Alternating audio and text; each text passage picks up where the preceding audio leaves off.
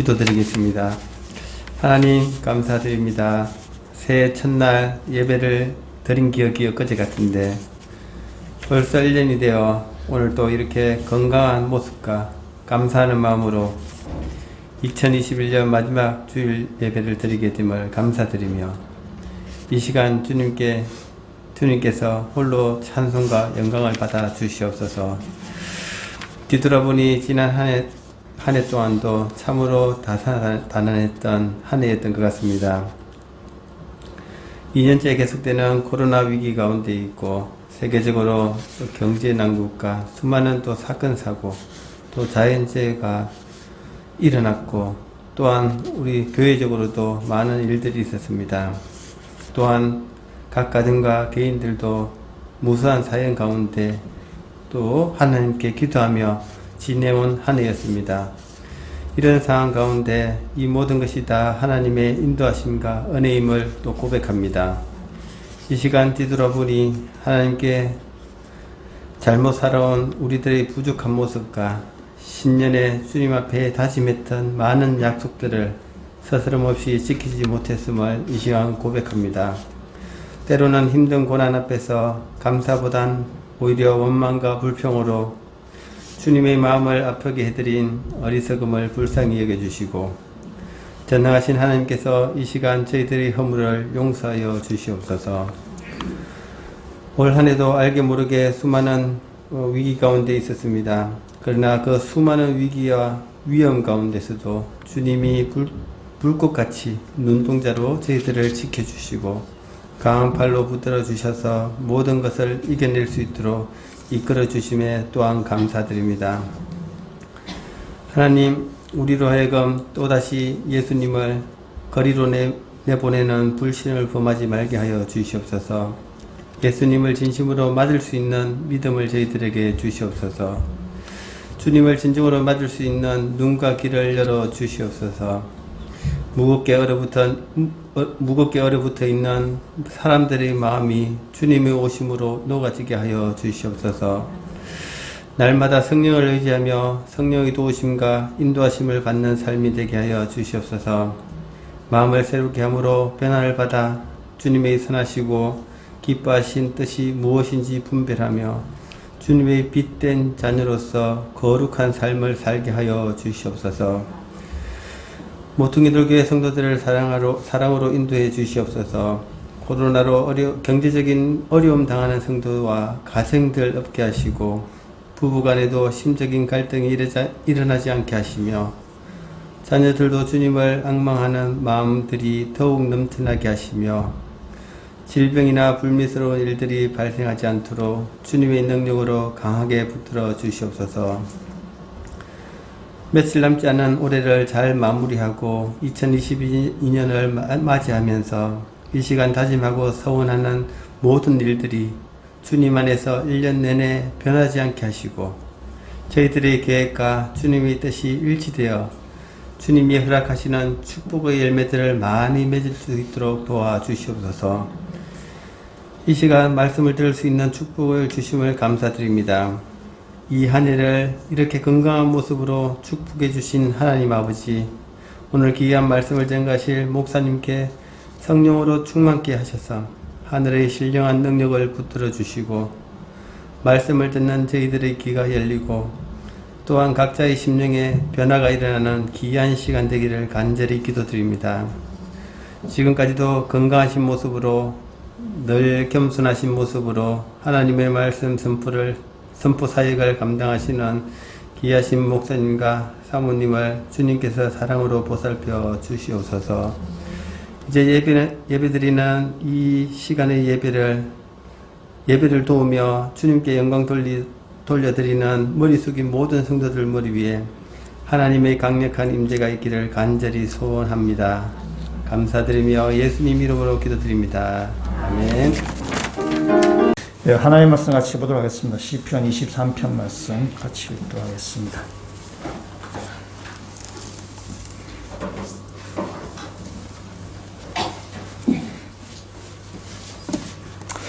우리 시편 23편 말씀 1절부터 마지막 절까지 우리 한 목소리로 같이 읽도록 하겠습니다.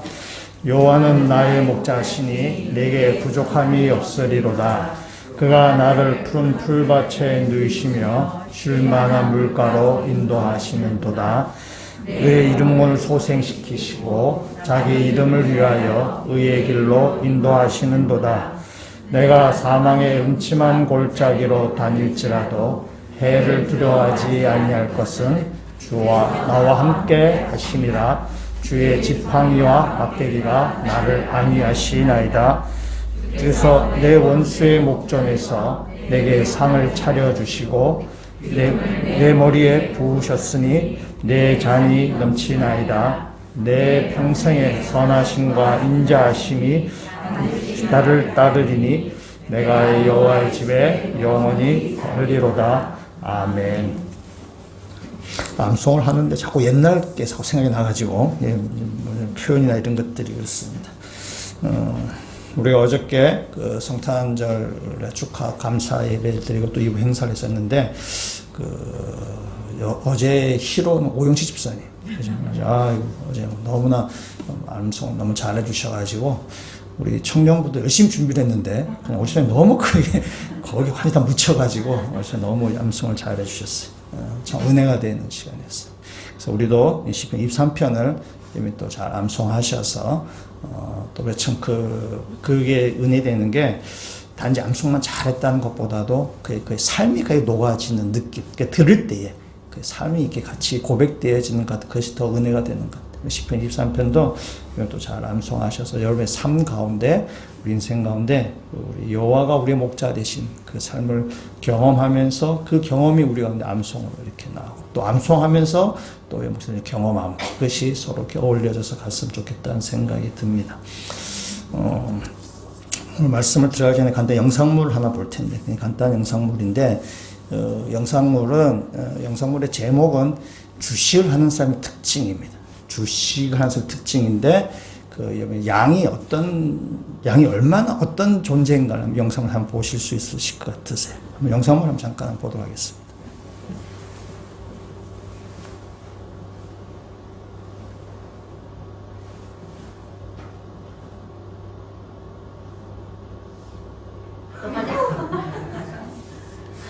잘 안 보이세요? 잘 안 보이시죠? 양이 참 멍청한 그 짐승 같아요. 진짜 멍청합니다. 아직 끝났습니다. 예. 이 영상의 제목은 주식하는 삶의 특징. 근데 그 양이 참 저런 동물인 것 같습니다. 그래서 우리 시편 23편을 이제 쭉 우리 보실 텐데 양이 어떤 우리가 짐승이고 또 목자가 어떤 건가를 말씀 통해서 보고자 합니다. 여러분이 뭐 푸른 풀밭, 또 우리 옛날 표현 푸른 초장, 또 쉴만한 물가, 뭐 이런 거를 들으시면 어떤 것이 여러분 연상이 되시나요? 어떤 데가 떠오르시나요? 대부분 아마 덴마크나 호주 같이 그 낙농업이나 목축업을 하는 그 나라의 그 푸른 초장이 아마 생각나실 수 있으실 것입니다. 아니면은 미국 드라마 초원의 집이 생각나실 수 있어요. 초원의 집 생각나시면 나이가 많으시다는 뜻입니다. 초원의 집 생각난다. 저는 이게 생각납니다. 저 남진의 저 푸른 초원 위에 그림 같은 집을 짓고 저는 뭐 그 노래 생각이 나기도 합니다. 오늘 2절에 있는 말씀을 한번 같이 한번 읽어보도록 하겠습니다. 그가 나를 푸른 풀밭에 누이시며 쉴만한 물가로 인도하시는도다. 아멘. 이 말씀을 계속 볼 텐데요. 여기 시편 23편에 나오는 뭐 시편만이 아니라 성경에서 나오는 푸른 풀밭, 뭐 쉴만한 물가 이런 걸 볼 때에 우리가 뭐 달력의 사진처럼 아주 이렇게 언덕 위에 그림 같은 집을 지은 그런 장면을 생각하시면 안 됩니다. 또한 대관령 목장에 거기 아주 얼룩소들이 아주 한가하게 풀을 뜯어먹는 그러한 곳으로 생각하시면 됩니다. 그렇게 생각하시면 우리가 이 시편 23편의 말씀, 성경에 나오는 이 푸른 풀밭을 그것이 의미하는 그 깊은 뜻을 우리가 놓쳐버리게 됩니다. 그러니까 우리하고는 좀 다른 환경이에요. 이 이스라엘 땅에는 다른 환경입니다.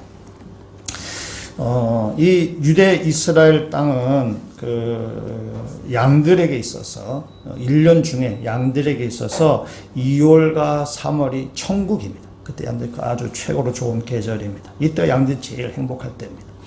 이스라엘의 기후는 이렇습니다. 11월부터 이제 우리로 치면 겨울이죠. 11월부터 해서 3월까지가 우기, 비가 내리는 기간이에요. 그래서 11월에 이른 비, 또 겨울에 소낙비, 다음에 한 3월쯤에 늦은 비 이렇게 되고, 다음에 이제 그 환절기를 지나서 한 5월부터 한 9월, 10월까지는 이제 건기가 됩니다. 이땐 비가 한 방울도 내리지 않습니다.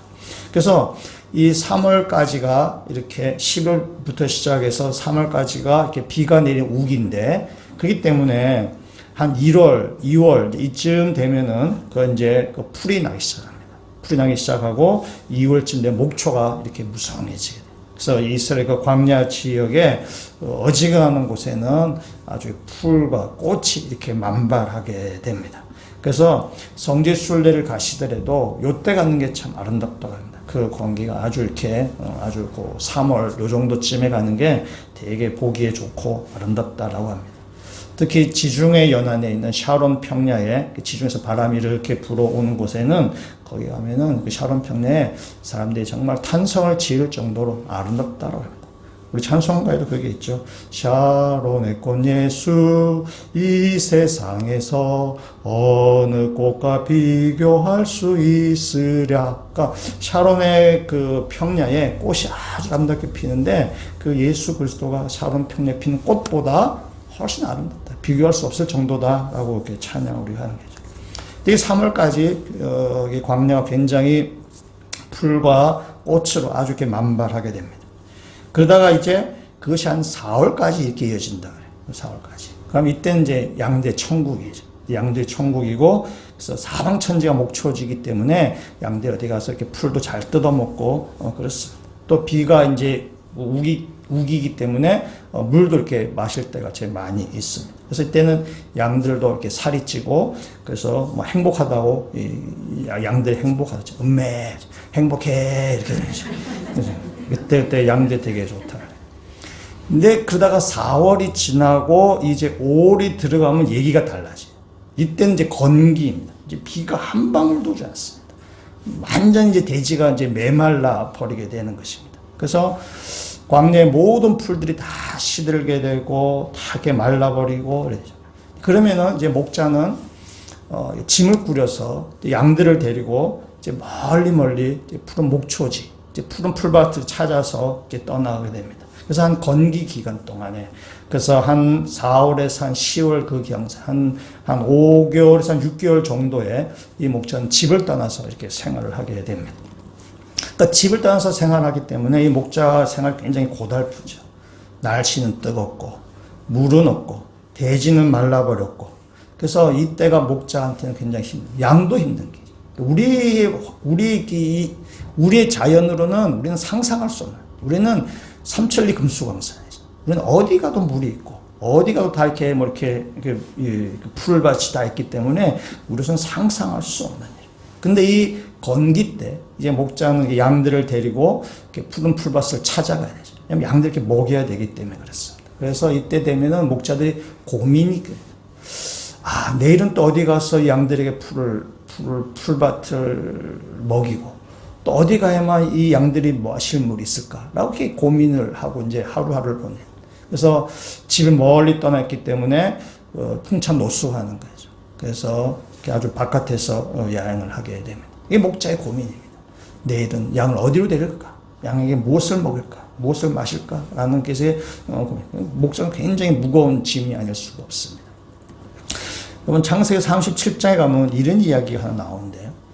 야곱이 그 아들 요셉에게 형들을 찾아가서 형들에게 이렇게 먹을 것을 주든지 형들을 찾아가라 이 얘기가 나옵니다. 그래서 요셉이 이제 아버지의 말을 듣고 형들을 찾아서 세겜에까지 가게 됩니다. 그들이 살고 있는 것은 헤브론인데 세겜까지 굉장히 먼 거리를 간 것입니다. 그래서 요셉이 세겜에 갔어요. 세겜에 갔는데 그 형들이 없는 것입니다.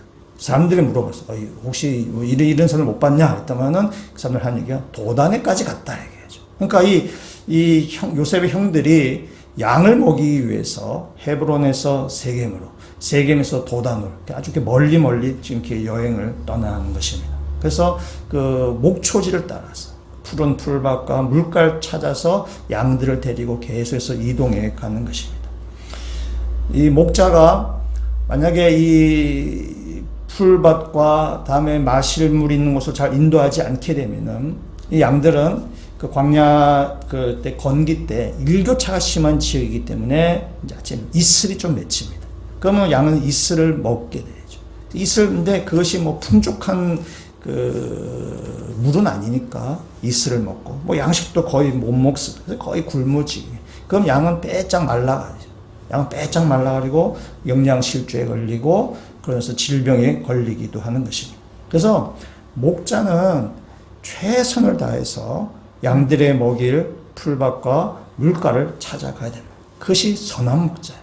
게으른 목자는 그렇게 하지 않는 거예요. 게으른 목자는 가만히 있어. 양들이 이슬만 잠깐 먹고 뭐 조금 먹고 이러죠. 그 양이 점점 비실비실해져 가게 되는 거죠.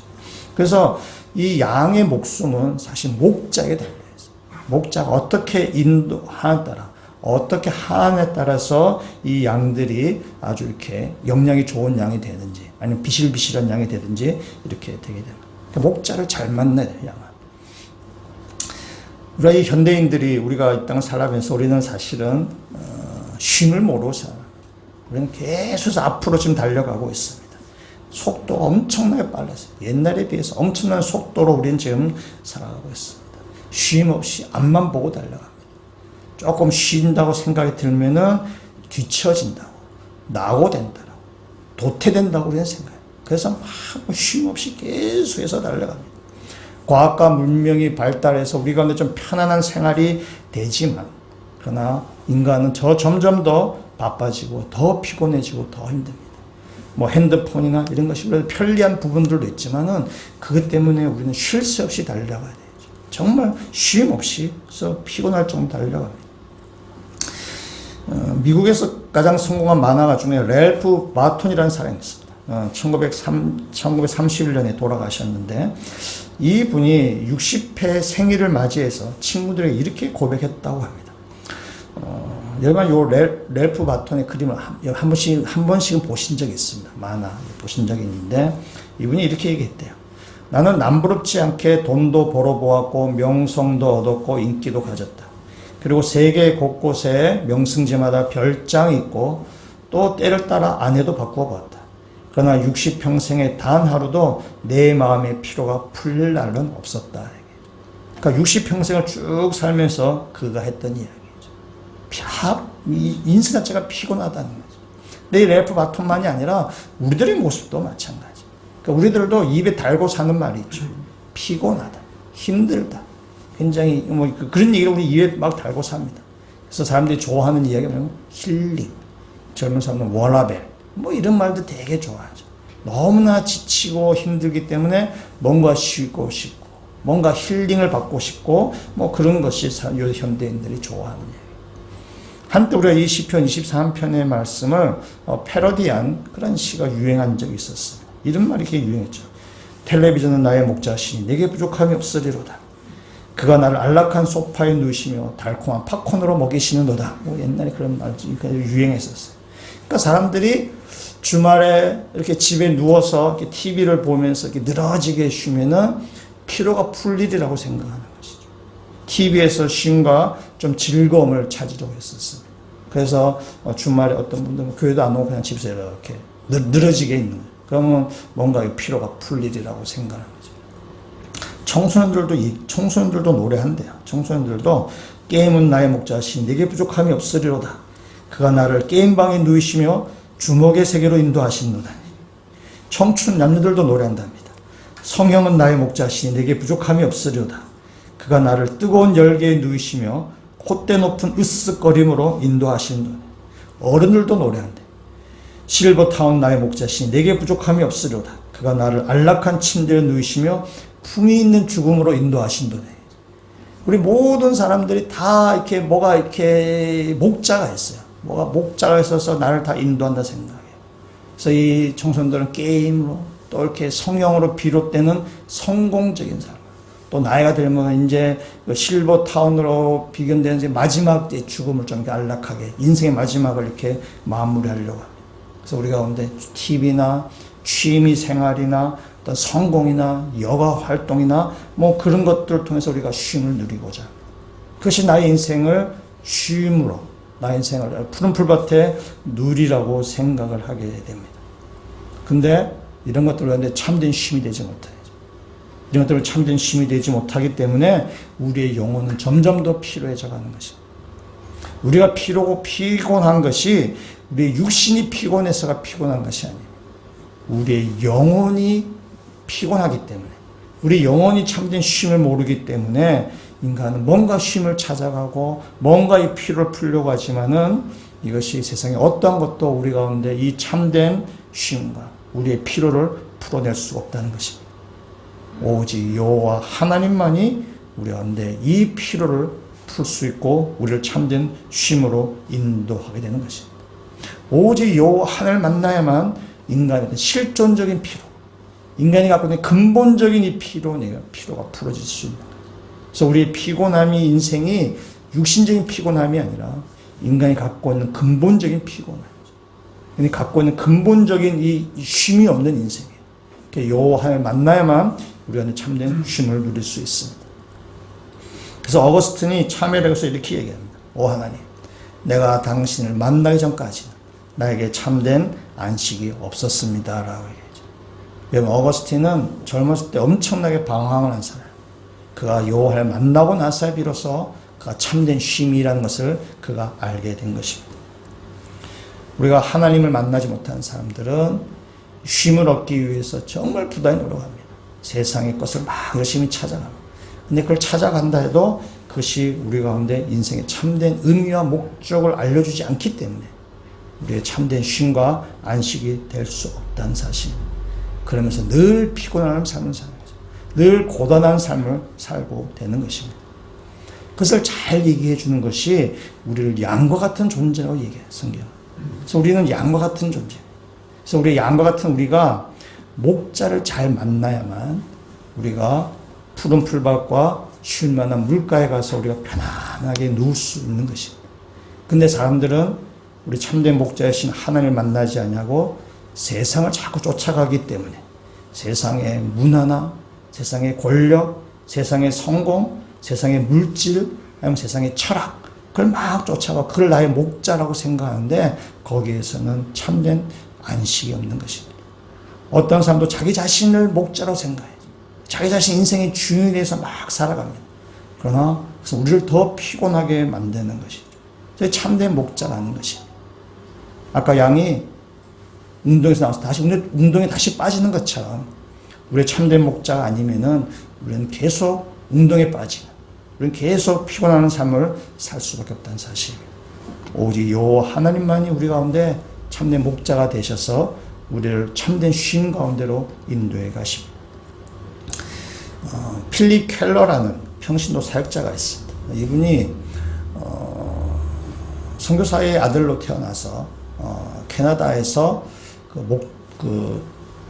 생태학인가 지질학으로 이제 전공을 공부를 하신 분이고 8년 동안 실제로 양을 치는 목장 주인으로 그가 생활을 했습니다. 그래서 그 목장 주인, 목자로 하면서 양을 잘 관찰해서 그것을 바탕으로 양과 목자라는 책을 펴냈습니다. 이 필립 켈러 양과 목자는 시편 23편을 통해서 양과 목자, 우리와 하나님의 관계를 이렇게 묵상한 책입니다. 베스트셀러예요. 여러분 한번 사서 읽으셔도 되게 좋은 책입니다.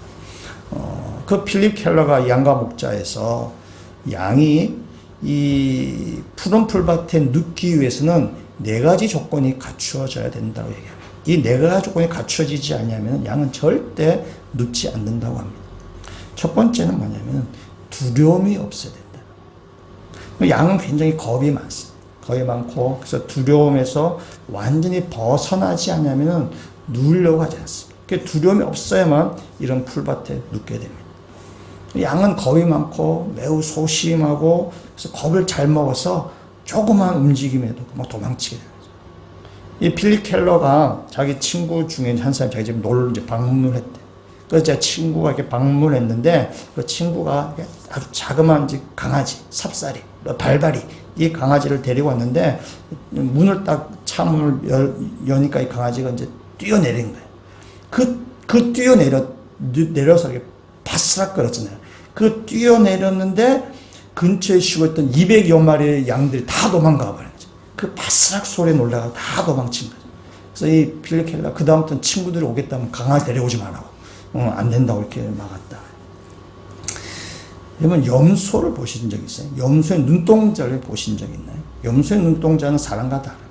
염소의 눈동자는 직사각형으로 이렇게 가로로 길게 되어 있습니다. 염소의 눈동자가 아주 신기하게 생겼는데, 왜냐면은 이 좌우를 살피기 위해서라고 한답니다.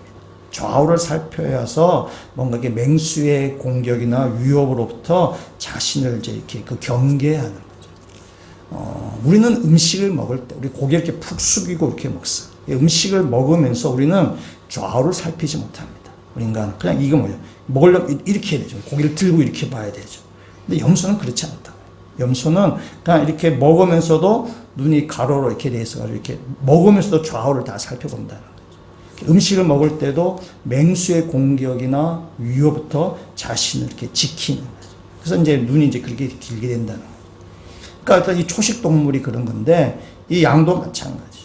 양도 맹수의 그 공격, 그 때문에 두려움을 가지고 있습니다. 때문에 맹수의 공격으로부터 자신을 지켜내야 되는데, 이 맹수가 만약에 양을 공격을 해서 양을 다 해치거나 죽이고 하면은 이 목자의 손실이 이만저만이 아닙니다.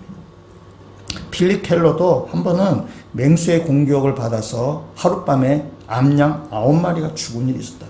그래서 그때부터 자기는 총하고 그 손전등을 침대 맡에 이렇게 두고 잔답니다. 그래서 부스럭 소리만 들려도 일어나서 총과 손전등을 가지고 이렇게 양한테로 간다는 것입니다. 그러니까 이 양을 지키는 사람은 목자밖에 없습니다. 양은 두려움 가운데 있어요. 두려움 가운데 있는데 그 두려움을 제거해 줄 수 있는 사람은 목자밖에 없는 거죠. 그러니까 부지런한 목자야만 그 양을 지킬 수 있는 것입니다. 그러니까 양도 그 사실을 아는 거죠. 목자가 나를 지키고 있다는 사실을 아는 거예요. 그래서 그 두려움으로부터 양들이 이렇게 안심하게 된다는 것입니다. 두 번째 조건은 뭐냐면은 관계가 좋아야 된다. 동물은 다 집단을 이루고 살아가고 있어. 그래서 동물 사이에 어떤 이렇게 사회적인 관계가 형성이 되어 있는데, 어떤 동물 사회도 다 서열이 있습니다. 다 이렇게 다툼이죠. 양들도 마찬가지. 양들도 이렇게 서열이 있어요. 근데 어떻게 서열을 그들이 정하는가 하면은 들이받는 순서로 합니다. 들이받는 게 아주 이렇게 서열 위에 놓여져 있죠. 그래서 일반적으로 좀 오만하고 좀 이렇게 교활한 그 세력하신 암양이 우두머리가 된다. 여자가 문제입니다. 우두머리. 그래서 이 늙은 암양이 있다가 목초지나 여기서 이렇게 어떤 젊은 양들이 막 이렇게 먹거나 하면 가서 들이받는데요. 들이받아 다 이렇게 내쫓아 버린다는 것입니다. 그래서 이렇게 아주 이렇게 교활하고 이렇게 나이가 많은 그 양이 이제 서에서 위를 차지하게 되는데, 이 양들 사이에서 자꾸 들이받아서 이것이 자꾸 싸움이 이제 벌어지게 되면은 양들도 긴장하게 되는 거죠. 양들도 서로 긴장하고 신경도 날카로워지게 되는 거예요. 그 긴장하고 신경이 날카로워지면은 스트레스를 받고 양들도 안정을 취하지 못하게 되는 거죠. 그러면 양들도 신경 과민이 되고 체중이 줄어들고, 그래서 튼튼한 양이 되지 못합니다. 그러니까 목자 입장에서 굉장히 안 좋은 거죠. 근데 목자는 뭘 하는가 하면은 그 들이받는 양, 그래서 아주 못된 양을 좀 때리기도 하고, 다음에 거기에 피해를 받는 양이 있으면 좀 더 이렇게 극진히 이렇게 보살펴 주게 돼요. 더 잘 이렇게 살펴주게 돼요. 그럼 양들도 그걸 또 다 안 돼요. 그래서 지네끼리 있을 때 막 들이받고 서열 정리하고 막 그렇게 하다가도 목자가 딱 나타나면은 신기하게도 양들이 싸움을 그친다고 한다는 것입니다. 그러니까 양들이 목자의 그 상황을 다 아는 거죠. 이 목자가 함께 있을 때는 들이박았던 자기가 또 이제 힘드니까 그걸 다 안다는 거죠. 그래서 이 목자가 나타날 때에 양들의 그 긴장이 캄다운, 완전히 이렇게 긴장이 다운돼서 그 사이에서 이제 관계가 이렇게 좋아지게 되는 것입니다. 세 번째 조건은 뭐냐면은 해충이 없어야 된다. 해충이 뭐냐면은 뭐 파리나 뭐 해충이나 뭐 그런 기생충들이 양을 괴롭힌다. 그럼 양에게 눕지 못한다는 것입니다. 해충이 없어야만, 괴롭힌 해충이 없어야만 양들이 편안하게 눕게 돼요. 여름철에 뭐 이렇게 날파리들이나 진드기나 쇠파리 이런 것들이 막 이렇게 달려들면은 양들이 막 신기 날카로워진다. 그래서 발을 구르고 머리를 흔들고 해충을 피해서 막 덤불 속으로 막 뛰어 들어간다고 합니다. 우리들도 비슷하죠. 우리들도 여름에 잠자리 들었는데 모기 소리가 귀에 들리면 여러분 잘 주무시나요? 저는 안 잡니다. 저는 일어나야 됩니다. 그걸 꼭 잡고 자야 됩니다. 그래서 우리 지난번 여름에 이렇게 테니스 라켓 같은 모기채를 구입해가지고 엄청나게 잡았습니다. 한 수백 마리 잡았어, 지난 여름 동안에. 그냥 귀가 엥 그러면 잠 못 자겠어요. 잠 못 잤어요. 아니, 잠을 딱 들었으면 괜찮은데 잘 때 엥 소리 나면 다시 불 켜고 다시 잡아야 됩니다. 우리 사람들 좀 비슷한 거죠. 우리나라 최재천 교수님이란 분이 계신, 이분이 생물학을 전공하시는 분이고 아마 언론이나 뭐 TV에도 이렇게 몇 번째 나오셨던 분이신데, 이분이 미국에서 유학할 때 제가 겪었던 그 이야기를 한 가지 얘기한 것을 들은 적이 있습니다. 자기 친구가 잘 아는 한 곳에 이렇게 데려다 주고 자기가 내려준 다음에 이제 몇 시간 뒤에 제 친구가 데리러 오기로 했답니다. 아마 거기 지역에 뭐 이렇게 동물이나 뭐 이렇게 뭐 곤충을 관찰하려고 했던 뭐 그런 것 같습니다. 거기가 미국 북부 지역이고 또 이렇게 기후도 좀 이렇게 좀 쌀쌀한 그런 지역이다. 거기서 있는데 모기가 막 달려들더래요.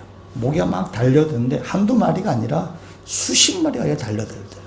그래서 이렇게 탁 이래 한번 하면은 손에 한 두세 마리 잡혀져 있는 거죠. 그러니까 모기가 엄청난 수십 마리가 막 달려드니까 너무 괴로운 거예요. 이 최재천 교수님.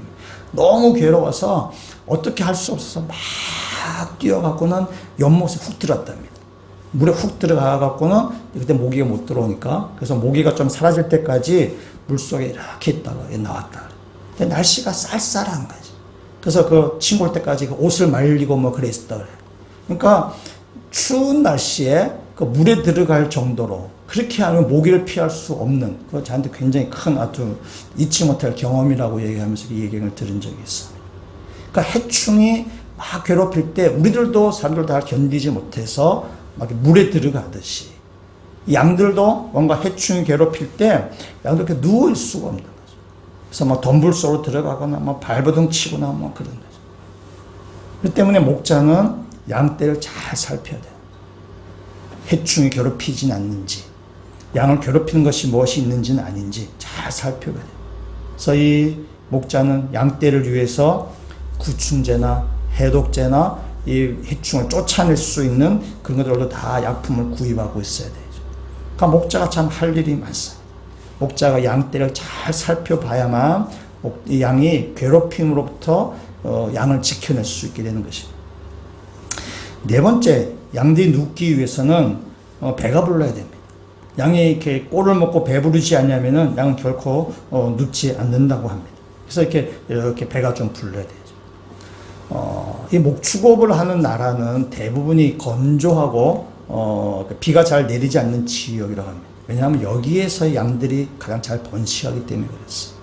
비가 많이 오거나 이러면은 기생충이나 뭐 여러 가지 세균이나 뭐 그런 것이 있어서 굉장히 위험하다. 그래서 이 건조한 지역에 양들이 잘 번식이 된다고 합니다.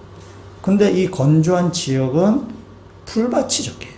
물기가 없으니까 풀밭을 찾기가 참 어렵습니다. 그래서 목자의 일은 뭐냐면은 푸른 풀밭을 찾아야 됩니다. 푸른 풀밭을 찾아서 이 양에게 그 양식을 공급해야 돼요.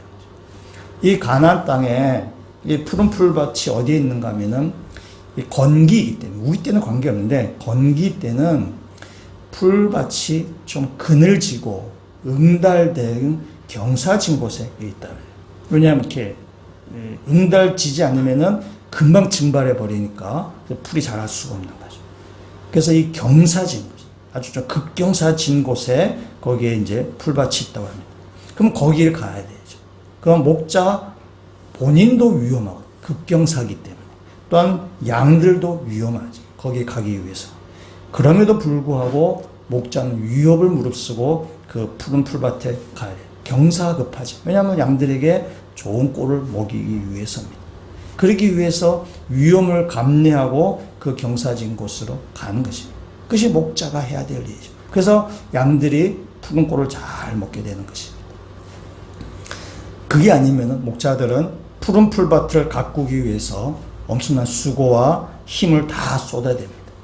자갈밭을 일구고 가시덤불을 제거하고 거기에 뿌리들을 다 제거하고 흙을 깊이 파서 그걸 땅을 다 고른 다음에 씨를 뿌리고 또 물을 공급해서 거기에서 이게 푸른 풀밭을 만들어야죠.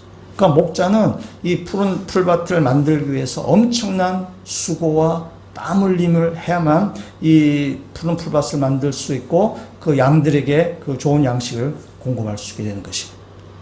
그래서 이런 것들이 다 제공이 되어야만 양이 그때 비로소 누울 수 있다는 거죠.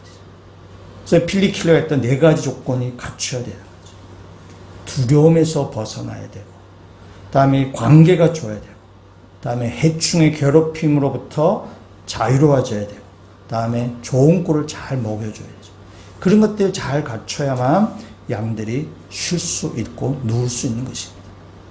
그럼 이 4가지 조건에 있어서 제일 중요한 게 뭔가? 제일 중요한 건 목자입니다. 목자가 여기를 찾아내야 되는 거죠.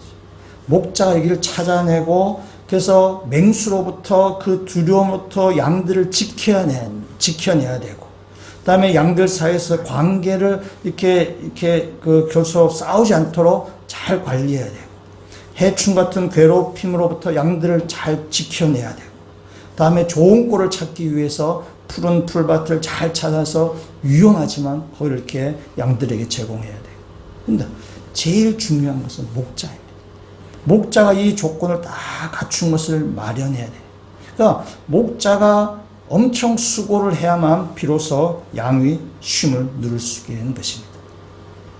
여호와는 나의 목자시냐란 말이 그냥 목자가 아니라 여호와가 나의 목자가 되셔서 나를 풀밭으로 인도하기 위해서 이러한 수고와 애쓰심을 주님께서 하신다는 것입니다. 우리를 세상의 두려움으로부터 우리를 지켜내시는 것입니다. 우리가 세상을 살다가 두렵거나 걱정되는 일이 얼마나 많이 있어요. 우리가 새해를 맞이하면서 또 새해에 대해서 우리가 두려움도 있습니다. 내년 어떻게 될까? 두려움이 있어요. 나 그 두려움으로부터 여호와 나의 목자께서 나를 지키시는 것입니다.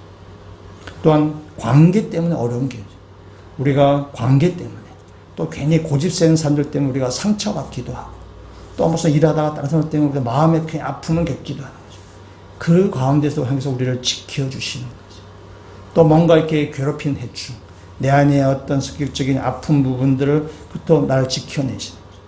그래서 여호와 하나님 나의 목자가 되셔서 나를 좋은 조건으로 잘 마련하기 때문에 우리가 쉼을 누리게 되는 것입니다. 세상의 그 어떠한 것도 우리를 쉬게 할 수 있는 것이 아닙니다. 오직 여호와 하나님만이 우리에게 참된 쉼과 평안함을 누리게 할 수 있다는 사실입니다. 그리고 그 다음에 나오는 이제 이 쉴만한 물가가 있습니다. 쉴만한 물가가 있는데 양은 흐르는 물을 싫어합니다. 이 흐르는 물을 마시기는 하지만은 그러나 흐르는 물가에서 양은 쉬지 못한다고 합니다. 왜냐하면 양은 입과 이 콧구멍이 되게 짧습니다. 그래서 물살이 센 곳에서 물을 마시다 잠깐 콧구멍에 물이 들어가면은 그냥 질식사하게 돼요. 그래서 양은 흐르는 물을 싫어한대요. 그 다음에 양들은 수영을 잘하지 못해요. 모든 짐승들은 되게 일반적인 짐승들은 다 수영을 하게 됩니다. 그래서 수영을 해서 아무리 홍수가 나도 수는 둥둥둥 떠나요. 근데 양들은 그렇지 못하다는 거예요.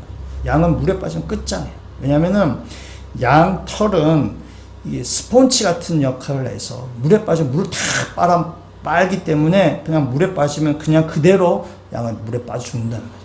그러니까 양은 이 흐르는 물에 대해서 굉장히 공포심을 가지고 있습니다. 저희 집 강아지가 좀 그래요. 저희 집 강아지가 물에 대한 공포심이 있는 것 같아요. 뭐 이렇게 뭔가 물소리가 나면 좀 두려워하는 것 같아요. 이제 그런 것 같아요. 그러니까 고여 있는 물은 괜찮지만은 물이 흘러가는 거. 그럼 거기에 굉장히 큰 공포심을 가지고 있어요.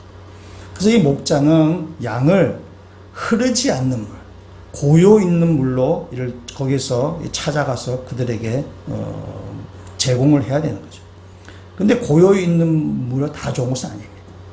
고여 있는 물은 자칫하면 이건 깨끗한 물이 아니어서 그 안에 간디스토마나 뭐 선충 같은 기생충이나 세균이 있습니다. 그래서 거기에 오히려 그것은 몸에 좋지 않죠. 그래서 그늘진 곳, 아까처럼 경사가 급한 거죠. 그 그늘진 곳에 풀밭이 있고 그 그늘진 곳에 맑고 깨끗한 물이 있습니다. 거기를 찾아가야 되죠. 목자 그것을 찾아가야 됩니다.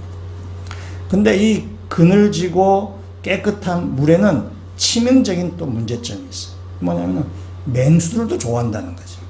맹수들도 그늘지고, 왜냐하면 그 건기 때니까 그늘지고 시원하고 깨끗한 물을 맹수들도 좋아합니다. 그러니까 맹수들도 좋아하고 양들도 필요하기 때문에 양들이 거기 가서 물 먹기가 굉장히 두려워하는 거죠. 그래서 양들은 그 본능적으로 그것을 싫어하는 거죠. 맹수가 자기를 공격해서 물을 먹는 동안에 맹수가 자기 목덜미를 물어뜯을까에 대한 그런 본능적인 두려움을 가지고 있습니다. 그때 목자가 물가로 인도해서 곁에서 피리를 불거나 이렇게 수금을 타는 거죠. 그럼 이 양들이 평안하게 그 물을 먹는 것입니다. 그러니까 목자가 수금을 불거나 피리를 부는 것은 양들에 주는 메시지. 양들아 걱정하지 마라. 내가 너와 함께 있다. 맹수가 오더라도 내가 너를 지켜줄 테니까 안심하고 물을 먹어라. 라는 그런 메시지예요. 또한 이 목자가 부는 피리와 이 수금은 맹수들에게도 메시지가 되는 것입니다. 꼼짝하지 마. 어디를 접근해. 너희가 들어오면 내가 몽둥이야. 내가 막대기로 내가 너를 다 쫓아낼 테니까 오기만 와봐라. 너 오지 마. 뭐 그런 것입니다. 그래서 맹수들에게도 메시지가 되는 것입니다. 그래서 이 목자의 피리와 수금 소리를 통해서 양들이 맹수의 그 위험으로부터 두려움으로부터 편안하게 그 안에서 쉼을 누리면서 물을 마실 수 있게 되는 것입니다. 근데 양이 이 목자를 벗어나게 되면은 그때는 사고가 되는 거예요. 이 목자를 벗어나게 되면은 양들은 더 이상 생명을 지킬 수 없는 것입니다. 목자 안에 있어야만, 목자를 떠나지 않아야만 이 양들에게는 행복과 즐거움과 쉼이 보장된다는 사실입니다. 이 양들에서 목자는 굉장히 중요해요. 목자가 없으면 양은 살 수 없는 존재인 것입니다. 우리가 바로 성경에서 우리를 계속 목자라고 이야기하고 우리를 양이라고 하고 여호와를 목자라 비유하는 것이 거기에 있는 거죠. 우리는 다 양같이 어리석고 뭐가 잘 이렇게 엉뚱하지만은 목자가 우리를 지킬 때만 우리가 이 땅 가서 평안하게 쉼을 누릴 수 있게 되는 것입니다. 예수님께서 우리에게 그렇게 말씀하시죠. 예수님께서도 요한복음 우리 4장에 있는 말씀을 한번 앞에 스크린 한번 참고하셔서 한번 같이 요한복음 4장 13절 14절 말씀 같이 읽도록하겠습니다. 예수께서 대답하여 이르시되 이 물을 마시는 자마다 다시 목마르려니와 내가 주는 물을 마시는 자는 영원히 목마르지 아니하리니 내가 주는 물은 그 속에서 영생하도록 솟아나는 샘물이 되리라. 아멘. 요한복음 4장은 예수님께서 사마리아 여인에게 하시는 말씀. 사마리아 여인은 굉장히 목마르고 고단한 인생을 산 여인입니다. 굉장히 참 힘든 인생을 산 여인이에요. 그 여인에게 예수님께서 말씀하십니다. 내가 주는 물은 영원히 목마르지 않은 생수예요. 내가 주는 말은 너를 영원히 살리는 영생수가 된다라고 말씀하십니다. 예수님께서 오늘 우리에게도 말씀하시는 것입니다. 예수님 우리의 목자가 되셔서 우리 가운데 생수를 우리에게 공급하시겠다고 말씀하십니다. 그 물을 마신 자는 영원히 산다고 주님께서 말씀하십니다. 오늘 이 주일에 여러분 이 자리에 온 것도 마찬가지입니다. 이 자리에서 우리가 예배드리고 찬송하고 기도하고 이 말씀 듣는 이 모든 것이 주님께서 우리에게 주는 영원한 생수입니다. 이 영원한 생수를 마시는 자마다 영원히 목마르지 않는 것이죠. 그래서 여러분 예배를 통해서 하나님의 우리에게 생수를 공급하시 우리 가운데 푸른 풀밭과 쉴만한 물가로 인도하신 주님의 그 인도하심. 이 예배 자리에서 세상의 모든 근심 걱정을 다 내려놓고 이 안에 주님 앞에 예배드린 것입니다. 여러분 세상의 근심과 걱정과 두려움 있으면 예배를 다 드리지 않게 되죠. 주님께서 우리를 이곳에 인도하셔서 세상의 모든 것에서부터 우리를 지키셔서 우리를 여기서 안식하게 하시는 것입니다. 여러분 주일을 여러분 잘 지켰을 때에 또 일주일 돌아갈 때 하나님께서 우리 삶 나는 쉼이지만 일주일에 하루를 내가 쉬지만은 하나님 우리를 끝까지 인도해 가시는 것입니다. 세상 사람들은 주일도 열심히 하죠. 학생은 주일도 공부를 하고 사업하시면 주일도 열심히 사업을 하고 주일도 쉴 새 없이 막 하지만은 그런다고 그래서 쉼을 얻는 것이 아닌 거예요.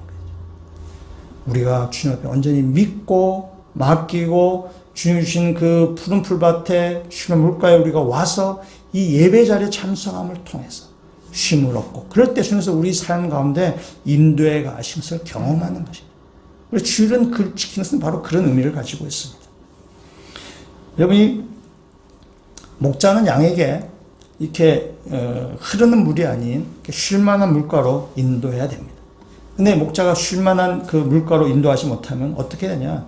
흐르는 물을 이렇게 막고 잔잔한 웅덩이를 만들어줘야 되죠.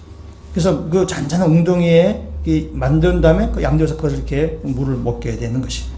그러니까 목자는 양을 위해서 그가 할 수 있는 최소의 노력을 다하는 거예요. 그래야만 양이 참된 쉼을 얻을 수 있게 되는 것입니다. 그럼 우리 성경에 이 쉴만한 물가라는 이 말은 원래 뜻은 뭐냐면 움직이지 않는 물이라는 뜻입니다. 그럼 NIV 성경 뭐라 하냐면 still water, 우리 한국식 발음 still water라는 이렇게 잔잔한 물가. 카톨릭 성경도 이렇게 보세요. 잔잔한 물가라고 이렇게 번역했어요. 그래서 우리는 좀 쉴만한 물가인데 사실 움직이지 않는 물, 잔잔한 물가라는 것입니다.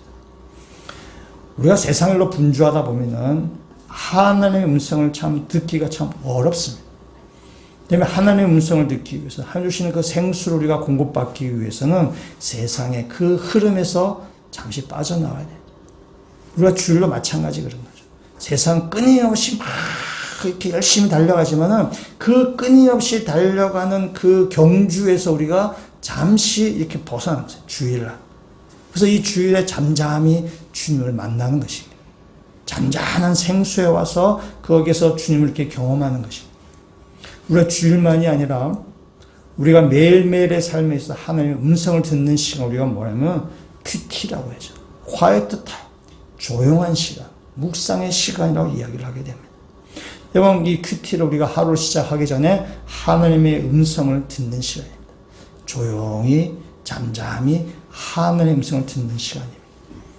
이런 큐티를 잘 실패를 많이 하시는데 이런 큐티를 실패한 이유는 내가 성경을 몰라서도 아니고 성경 해석 능력이 떨어져서도 아닙니다. 이런 큐티를 잘 하시기 위해서는 하루 중에 조용한 시간과 장소를 확보하셔야 돼요. 여러분 조용한 시간과 장소를 확보하면은 여러분 큐티의 90% 이상 성공하실 수 있습니다. 근데 우리가 그걸 확보하지 못하는 거예요. 조용한 시간을 내지 못하는 거죠. 하루에 길게 잡아야 30분인데 우리는 하루에 30분도 잘 내지 못하는 거죠. 우리는 계속 분주한 가운데 계속해서 달려가는 삶을 살아요. 그러나 그 가운데 잔잔한 물가로 자신을 만나야죠. 그래서 우리 가운데 조용한 시간과 조용한 장소를 확보만 하시면 여러분 큐티는 성공하실 수 있어요. 90% 이상은 성공하실 수 있어요. 하루를 시작하는 것이 제일 좋습니다. 움직이지 않는 물과 같이 아침에 잔잔히 우리에게 생수를 공급하시는 하나님, 그런데 잔잔히 말씀하시는 하나님의 음성을 듣는 것입니다. 그때 우리의 인생은 쉼과 안식과 성공적인 인생을 살 수 있게 되는 것입니다. 주님께서 우리가 생수를 공급하실 때에 그 생수를 마실 수 있어야 되죠. 비타민 광고의 문구를 패러디하면 이렇게 됐습니다. 생수를 마신 날과 마시지 않는 날 확연히 다릅니다. 우리가 새해를 시작하게 되는데요. 한 해를 끝나고 이제 새해를 시작해야 되는데 새해를 시작하는데 우리한테 걱정도 있고 근심도 있고 때로는 두려움도 있습니다. 또 코로나 시대에 여러 가지 걱정거리가 많이 있어. 그래서 여러분 새해 여러 가지 계획을 많이 세우실 텐데요. 여러분 새해 계획 가운데 하나님의 음성을 듣는 계획을 세우셨는지 한번 살펴보시면 좋겠어요. 주님께서 우리에게 공급하신 생수를 마실 계획을 여러분의 새해 계획 가운데 있는지 한번 점검해 보시면 좋겠어요. 여러분 새해를 시작하면서 하나님께서 우리에게 공급하시는 생수를 먹기 위해서 우리를 푸른 풀밭으로 인도하신 하나님의 인도를 받기 위해서 잔잔하게 우리 조용한 시간과 장소를 확보하셔서 그런데 잔잔한 생수 가운데 우리에게 생수를 공급하시는 그 주님의 음성을 듣고 그래서 주님의 인도하심을 따라가는 그때 우리 인생을 승리하실 수 있다는 사실입니다. 양은 목자를 잘 만나야 됩니다. 양이 살 수 있는 것은 목자를 잘 만나야 되는 것입니다. 세상에 그 어떤 것도 우리의 참된 목자가 될 수 없습니다. 오직 여호와 하나님만. 오직 예수 그리스도만이 우리에게 참된 목자가 됩니다. 그 목자 되신 주님께서 우리를 푸른 풀밭과 쉴만한 물가에 우리를 눕게 하시기 위해서 지금도 끊임없이 일하고 계시고, 좋은 풀밭을 찾기 위해서, 좋은 물가를 찾기 위해서 지금도 주님께서 일하시면서 우리를 그리로 인도해 가신다는 것입니다. 그 목자를 믿고 목자를 따라갈 때 이 분주한 세상 가운데, 이 피로한 세상 가운데 참된 쉼과 안식을 누리며 승리하실 수 있는 모든 주의 백성들 되시기를 주님의 이름으로 축원합니다. 같이 한번 기도드리시겠습니다. 여호와는 나의 목자시니 내가 부족함이 없음을 저희들이 믿습니다.